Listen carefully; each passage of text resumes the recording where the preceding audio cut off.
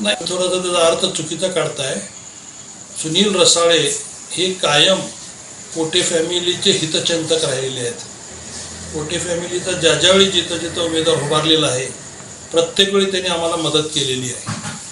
आत्तासुद्धा शहर उत्तरला भाजपला जे 35,000चा लीड मिळालेला आहे त्याच्यामुळं कोटे फॅमिलीला चा घरातला एक आमदार व्हावा ह्या उद्देशाने त्यांनी उत्तरची जागा मागणी करून मध्यची जागा राष्ट्रवादीला म्हणजे कोटेंना सोडण्यासाठी जो सुरू केलेला प्रयत्न आहे मी त्यांचं मनापासून स्वागत करतो.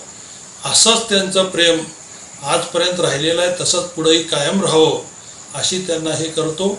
आणि आम्हीही लवकरच सुशीलकुमार शिंदे साहेबांना आणि त्याचबरोबर पवार साहेबांना हे रसाळेंनी सुरू केलेली मागणी मध्यची कोठेंना सोडण्याबद्दलची जी मागणी आहे त्याचं स्वागत करतो आणि त्यांच्याकडे सुद्धा लवकरच शिष्टमंडळ घेऊन जाऊन भेटतो.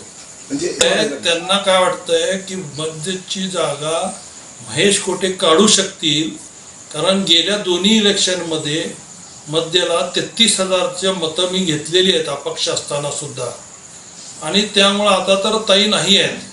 त्यामुळं राष्ट्रवादीला हे मध्यची जागा सहजासहजी निवडून येऊ शकणारी आहे.